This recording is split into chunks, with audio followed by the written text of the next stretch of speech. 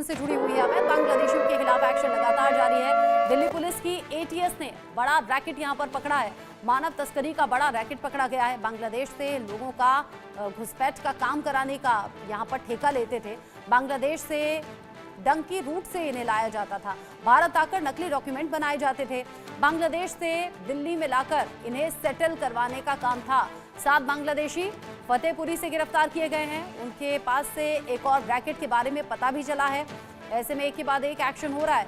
एक और रैकेट का पता चला है। कुछ और अवैध बांग्लादेशियों के खिलाफ एक्शन आने वाले दिनों में होगा। दिल्ली पुलिस की एटीएस ने ये बड़ा रैकेट पकड़ा है और पूरी प्लानिंग के साथ यहाँ मानव तस्करी का भी जो इनपुट है वो मिल रहा है। बांग्लादेश से लोगों को घुसपैठ कराते थे। डंकी रूट एक बनाया हुआ था जहां से इन्हें बांग्लादेश से लाया जाता था। भारत लाकर इनके नकली डॉक्यूमेंट बनाए जाते थे और दिल्ली में इन्हें सेटल करवाते थे। यानी कि अलग अलग जगह इनके लिंक्स थे।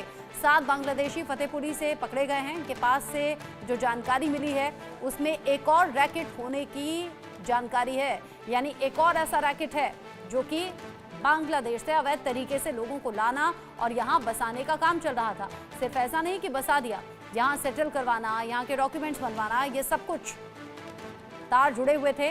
भारत आकर कैसे इन्हें सेटल करना है इसकी पूरी तैयारी रहती थी। डंकी रूट के जरिए अवैध तरीके से बांग्लादेशियों को लाया जा रहा था। घुसपैठ लगातार कराई जा रही थी और अब पूछताछ में एक और रैकेट का खुलासा हुआ है। ने एक human trafficking illegal immigrant Bangladeshi जो भारतवर्ष में लाते थे उस रैकेट का पर्दाफाश किया है। मुझे बताते हुए खुशी हो रही है कि माननीय उपराज्यपाल के आदेश पर जो दिसंबर माह में स्पेशल ड्राइव चलाई गई थी कि दिल्ली में इलीगल इमिग्रेंट्स जो रह रहे हैं स्पेशली बांग्लादेशी उनको चिन्हित किया जाए और उनके खिलाफ कानूनी कार्रवाई की जाए। इस श्रृंखला में हमने 2 मॉड्यूल पहले बस्ट किए थे। एक संगम विहार में जिसमें करीब 5 बांग्लादेशी डिपोर्ट कराए थे, उनके खिलाफ कानूनी कार्रवाई की थी और उसी एफआईआर की फर्दर फॉलोअप में हमने 7 बांग्लादेशी अर्जनगंज फतेहपुर बीरी से गिरफ्तार किए थे और उनको डिपोर्ट कराया था।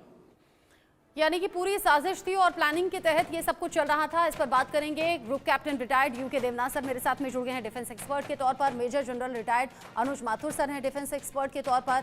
वीएन जहाज सर मेरे साथ में हैं डिफेंस एक्सपर्ट के तौर पर। कर्नल रिटायर्ड शिवदान सिंह जी हैं डिफेंस एक्सपर्ट के तौर पर और जावेद हुसैन दिल्ली से इस वक्त मेरे साथ में जुड़े हुए हैं। आप सभी का स्वागत। सबसे पहले दिल्ली जावेद हुसैन का रुख कर लेते हैं।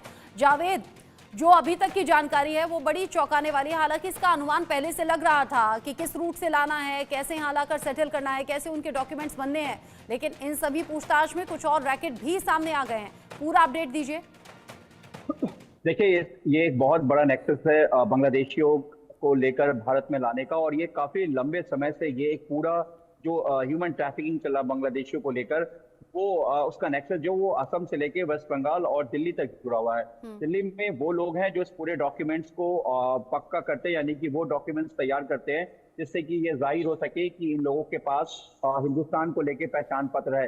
इसके अलावा जो बांग्लादेश के जो लोग हैं वहाँ के कुछ लोग इस पूरे नेक्सस में शामिल हैं जो यहाँ पर भारत में इन बांग्लादेशियों को यहाँ भेज रहे हैं और इसके साथ असम के एक पूरा नेक्सस शामिल है जिसमें से एक शख्स को आज गिरफ्तार किया गया है साउथ दिल्ली के एटीएस ने, जिसमें एक पति पत्नी है बांग्लादेश के, एक असम का रहने वाला और एक वो शख्स है जो इस पूरे नेक्सस को लेकर डॉक्यूमेंट्स तैयार कर रहा था। आपको बता दें कि इससे पहले भी साउथ डिस्ट्रिक्ट ने एक बड़े नेक्सस को पकड़ा था जिसमें एक मर्डर का भी खुलासा हुआ था और उस शख्स जिसका मर्डर हुआ था वो भी बांग्लादेश से ह्यूमन ट्रैफिकिंग के जरिए वहाँ की खासतौर से महिलाओं और लड़कियों को ह्यूमन ट्रैफिकिंग में लाकर यहाँ पर एक बड़े सेक्स रैकेट में उनको यहाँ पे शामिल करा रहा था। मतलब बांग्लादेश को लेकर कई चौंकाने वाले खुलासे हैं। सिर्फ ह्यूमन ट्रैफिकिंग का मामला नहीं है कि वहाँ से लोग आ रहे हैं और अवैध तरीके से यहाँ पे रह रहे हैं। इसके अलावा ये भी है कि वहाँ से लड़कियों को और महिलाओं को भी ह्यूमन ट्रैफिकिंग के जरिए डंकी रूट के जरिए, जो कि असम का रूट है और असम से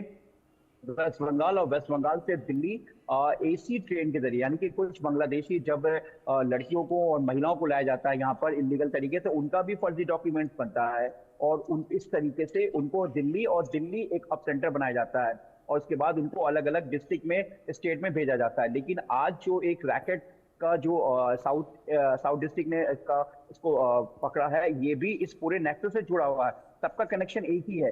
दिल्ली में वो बांग्लादेशी जो यहाँ पर पिछले कई सालों से रह रहे हैं, या वो जो पिछले कुछ सालों में डंकी रूट के जरिए हिंदुस्तान लाया गया, उसके बाद दिल्ली पहुंचाया गया, ये वही नेक्सस है। जावेद, एक बार ये और बता दीजिए, आपने हैरान करने वाला खुलासा किया, आपने बताया कि कैसे यहाँ पर ह्यूमन ट्रैफिकिंग चल रही थी, मानव तस्करी। न सिर्फ इतनी बल्कि सेक्स रैकेट में भी यहाँ लड़कियों को धकेला जा रहा था, वहां भी उनका इस्तेमाल हो रहा था और ये सब कुछ जानबूझकर हो रहा होगा। यानी कोई भी बिना मतलब और बिना स्वार्थ के ऐसे लोगों की मदद नहीं करेगा या फिर बिना मतलब के उन्हें हिंदुस्तान नहीं लाएगा, लेकिन कई और साजिशें हो सकती हैं। ये डंकी रूट क्या है, जल्दी से बता दीजिए।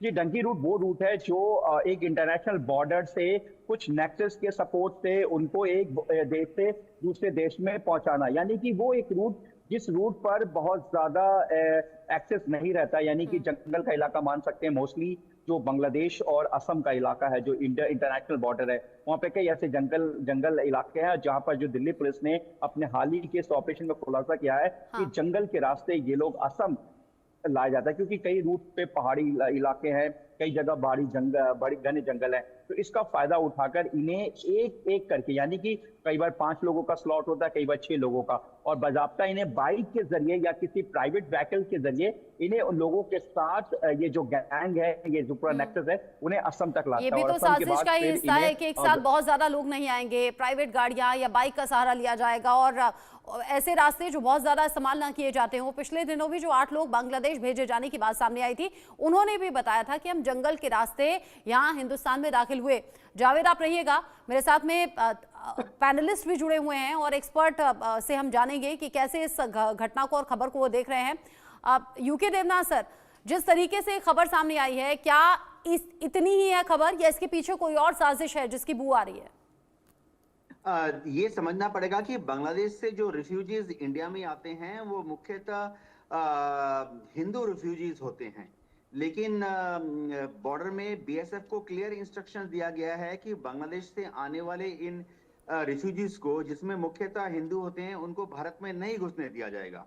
हाँ, एक चीज और भी है, बांग्लादेश से आने वाले जो रिफ्यूजीज हैं आजकल उसमें मुस्लिम रिफ्यूजीज की भी तादाद बढ़ गई है। इसका एक बहुत बड़ा कारण है कि बांग्लादेश में जब से केयरटेकर प्रधानमंत्री आए हुए हैं मोहम्मद यूनिस, तब से अवामी लीग के जो सपोर्टर्स थे उनको बहुत तंग किया जा रहा है।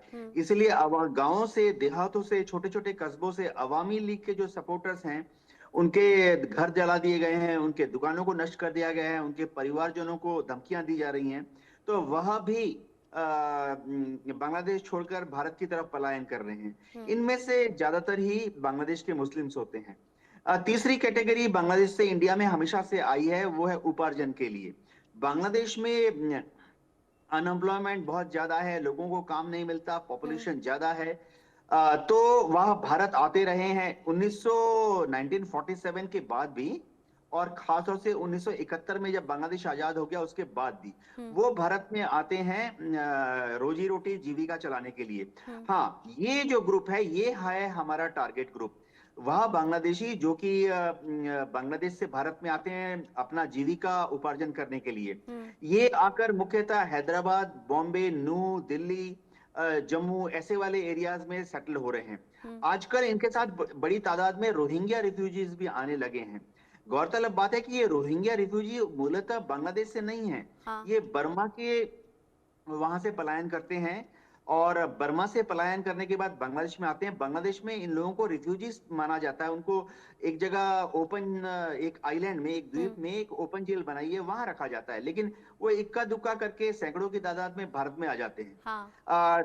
भारत में इन लोगों को रोजी रोटी उपार्जन करने का बड़ा अच्छा मौका मिलता है, क्योंकि भारत में जहां पे भी जाएं, चाहे नॉर्मल मजदूरी हो, चाहे ईंट की मजदूरी हो या बिल्डिंग कंस्ट्रक्शन की मजदूरी। लेकिन यूके देवनाथ सर, बात यह है कि मामला सिर्फ यहीं तक रुका या अटका नहीं है।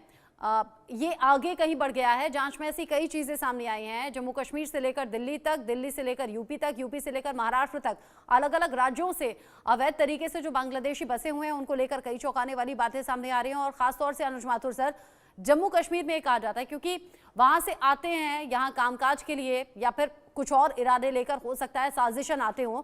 जम्मू कश्मीर में जो हमारे सीनियर कुलीग हैं वो बताते रहे क्योंकि खोने के लिए इनके पास कुछ होता नहीं, बड़ा रिस्क ले लेते हैं और कई ऐसी गतिविधियां जिनमें शामिल पाए जाते हैं, ऐसा शक है और ऐसी कई घटनाएं भी सामने आई हैं। यानी ये तो जानबूझकर भारत के खिलाफ साजिश के तहत हिंदुस्तान आना हुआ ना।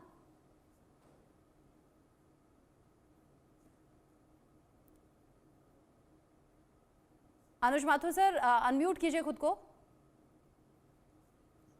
रचना, सॉरी, मैं ये कह रहा था, देखिए मैंने जम्मू कश्मीर में काफी समय निकाला है अपने करियर के दौरान और मैंने इस बात को बिल्कुल कोई संदेह नहीं है, ये एक साजिश है और बहुत बड़ी साजिश है। और वो साजिश क्यों करी जा रही है? देखिए वो साजिश इसलिए करी जाती है कि आप कहीं किसी ना किसी प्रकार से अपना वहां पर थोड़ा और प्रभुत्व बना लें। प्रभुत्व से मैं उस शब्द का प्रयोग करने से बचना चाह रहा हूं, हालांकि वो वहां पर कोशिश ये करते हैं कि अपना वोट बैंक और बड़ा कर सकें किसी प्रकार से।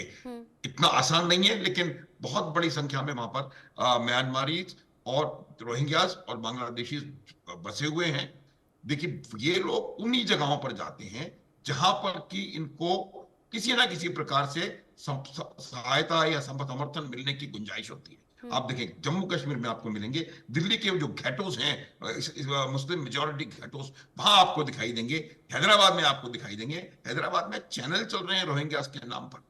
देखिए ये बहुत बड़ा और बहुत सुनियोजित रैकेट मुझे लगता है कहीं चारों तरफ से चल रहा है। और ये यहाँ का फिनोमेना नहीं है, ये एक साउथ एशियन फिनोमेना है। इसको हमको ये देखना पड़ेगा कि किस प्रकार से वो वहां से निकल करके और दूसरे देशों में गड़बड़ी फैलाने के लिहाज से और दूसरे देशों में वहां के लोगों को परेशान करने के लिहाज से निकल के आते हैं। ये जो बाहर हमें नजर आ रहा है कि जीविकोपार्जन के लिए कुछ लोग आ गए, कुछ रैकेट के तहत आ गए, ये तमाम लोग एक छोटी माइनॉरिटी है। उसके अलावा बहुत जबरदस्त इन्फिल्ट्रेशन हो रहा है। ये इन्फिल्ट्रेशन इसीलिए होता है कि आप वहां जाकर के अपना